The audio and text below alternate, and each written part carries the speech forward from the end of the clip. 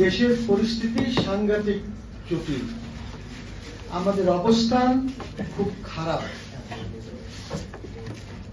ইউনূস সাহেবকে আমি কোনোদিনই সমর্থন করি না, এখানে যারা আছেন ওনারা জানেন।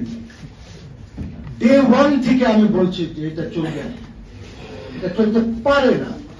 আমরা রেটরিকের উপরে বিশ্বাস করি, রেটরিক, এক্সক্লুসিভলি রেটরিকের উপরে। আপনারা হয়তো জানেন না যে উনি 8 তারিখে শপথ দিলেন, 2টার দিকে উনি এখানে আসলেন, তখন ওনাকে একটি কাগজ দেওয়া হলো, একটি সুন্দর ক্যাবিনেটের কাগজ দেওয়া হলো। সেখানে অনেক বিজ্ঞজন ছিলেন। উনি লাউঞ্জে যখন ওই কাগজটা আসলো না হাতে, উনি নামগুলি কেটে দিলেন। একটা নাম আমাকে বলা হয়েছে highest quarter of this country, রিপাবলিকের হাইয়েস্ট কোয়ার্টার বলেছে। এই যে জিনিসগুলি উনি করলেন, কেন করলেন? বিকজ উনি নিজে এনজিও করেন, এনজিওর বাইরে উনি কিছু চিন্তাও করেন না, কাউকে চেনেনও না, কাউকে জানেনও না। এনজিও সরকার উনি বানালেন। আর কি করলেন? দেখা গেল চিটাগং ডিভিশনের সরকার, ওর বাইরে কিছু নাই। এই 18 কোটি মানুষের মধ্যে উনি এই এনজিও সরকার করলেন। এনজিওদের কাজ কি? এনজিওরা খবর রাখে যে কে এইড দিচ্ছে, কোন কাজে এইড দিচ্ছে, সেখানে গিয়ে প্রজেক্ট দেয়। প্রজেক্ট দেওয়ার পর সেখান থেকে টাকা আনে, বিদেশি টাকা। এরা সব বিদেশি টাকার লোকজন। আপনি ওদেরকে দিয়ে করলেন, আপনি একই জিনিস। নাম্বার 2, আপনাদের এত আস্থা কেন ছিল? আপনারা মনে করেছিলেন, জনগণ মনে করেছিলেন যে উনি একটি নোবেল লরেট। কিসের নোবেল লরেট উনি? ওনাকে তো এটা কিনে দিয়েছে টেলিনর। টেলিনর ওনার জন্য, আমি এটা অনেক জায়গায় বলেছি, আবারও বলছি যে টেলিনর ওনাকে এটা কিনে দিয়েছে। উনি এটা ডিজার্ভ করেন নাই। কারণ হচ্ছে যে পিস কমিটি যে ডিসাইড করে নোবেল, তারা নরওয়েজিয়ানস। 2টা আছে, একটা সুইডিশ নোবেল, একটা নরওয়েজিয়ান নোবেল। আর এই নরওয়েজিয়ান নোবেল যারা আছে এরা ভালো ব্যবসা করে। আপনি জানেন ওই চাইনাতে যে একজনকে দেওয়া হলো, যখন ওই ট্যাঙ্কের সামনে দাঁড়ায় গেল। আপনি জানেন শিরিন আবাদিকে দেওয়া হলো, আপনার চিনবেনও না হয়তো তাদেরকে। এরকম অনেক উদাহরণ দিতে পারি। 3টা মহিলাকে দেওয়া হলো ইয়েমেন টেমেনের এদিকে। দিস আর অল পারচেজ, বড় পাওয়াররা এগুলি সব নমিনেশন দিয়ে পারচেজ করে। এখন দেখবেন গাজায় মেরে ফেলেছে সবাইকে, কাজে ট্রাম্পকেও দেবে, আমেরিকানসদেরকে দেবে নোবেল পিস। এই হইল চরিত্র নোবেল পিসের। উনাকে দিয়েছে কেন? টেলিনর এর কথা ছিল যে ওরা এত % শেয়ার ট্রান্সফার করবে এই বছরের পর। উনি লন্ডনে একটি সলিসিটর ফার্মকে দিয়ে একটি নোটিশ দিলেন। তখন এই কুইক প্রো কো আমরা ইংরেজিতে বলি, হয়ে গেল যে ঠিক আছে, নোবেল তোমার, শেয়ার আমার। ইউ সি, সো এই আমি তো জানি এটা, আপনারা হয়তো মিস করেন, খেয়াল করেন না এই ইম্পর্টেন্ট জিনিসগুলি। সো এই কারণে আমি জানতাম from day one this is going to fail, totally fail.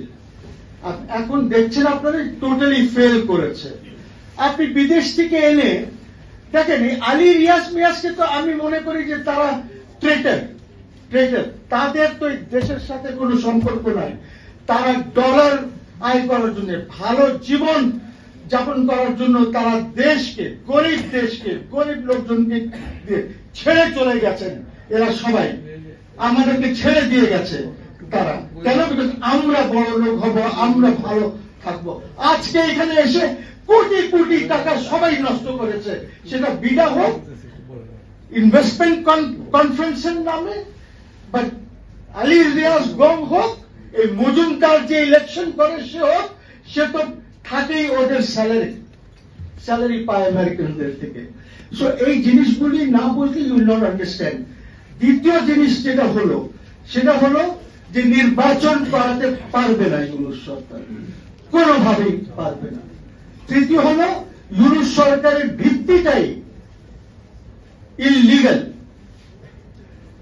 আপনি সংবিধান এর উপরে শপথ নিচ্ছেন, ফাইজলামি করে 106 অ্যাডভাইজারি নিলেন, আবার দেখা গেল যারা আপনার ওই 106 সই করেছে ওর মধ্যে 2 জন ক্যান্টনমেন্টে ছিল। কোথায় শুনানি হলো 106? কে করলো 106? এই 106 করার জন্য একজনকে অ্যাটর্নি জেনারেল বানানো হলো। কোথায় ছিল সরকার? তখন তো সরকারই নাই যখন নোটিফিকেশনটা হলো অ্যাটর্নি জেনারেল। কেন? ওই 106টাতে ওকে নোটিশ দিয়ে দেবে আর বলবে 106 হয়েছে। কারা করেছে? কার লোক সে? Attorney general. কোন দল করে? কোন দলের লোক ছিল সে? কার লয়ার ছিল সে? আমরা কি কোনো খোঁজ খবর রাখি না। এইটাই হলো প্রবলেম আমাদের। একটি দল যে আজকে ইলেকশন নিয়ে যেতে চাচ্ছে, যে যদি গতকালকে ইলেকশন হয়ে যেত তাহলে ভালো হতো, আগামী দিনের কথাই বলে না, সে ইয়েস্টারডের কথা বলে। ওই দলটি প্রথম দিন 5 তারিখে 5ই অগস্ট চ্যানেল 24 এর অফিস থেকে যখন নাহিদরা ফোন করেছে, আসিফরা, ওই দলের সুপ্রিমোকে লন্ডনে, উনি বলেছেন যে তোমরা রেভলিউশনারি সরকার করো না, 3 মাসের মধ্যে একটি কেয়ারটেকার করে ইলেকশন দিয়ে দাও। তখন থেকে ওরা ইলেকশনের জন্য মরিয়া হয়ে উঠেছে। তারা কিভাবে সংস্কার চাইবে আপনি আমাকে বলেন? ওদের তো উচিত ছিল বড় দল হিসাবে যে নিজেরাই সব দলকে ডেকে একটা কনভেনশন করা উচিত ছিল 7, 8, 10 দিনের জন্য।